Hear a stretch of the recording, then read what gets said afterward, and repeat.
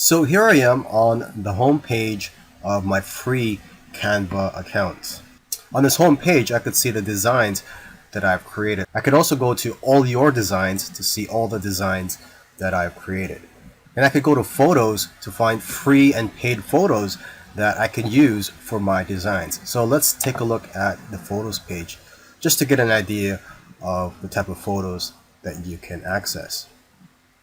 Okay, there's a search engine here for photos. And let's just scroll down here. And these with a dollar sign are not free, you have to pay for them.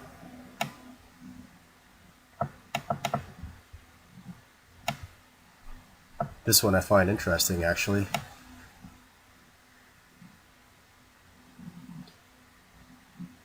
You could also look through categories of different types of photos. So for example, we could go to the nature.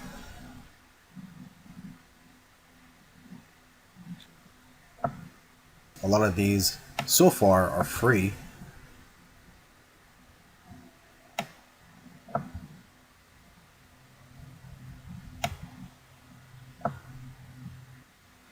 And if we go down the menu bar to brand kit, this is where you can set your brand's colors, logos, and fonts. And once you've set up your brand kit, the colors and the fonts that you chose will be the default settings for all the designs that you and your team members create. And this will give you a consistent look for your brand and company.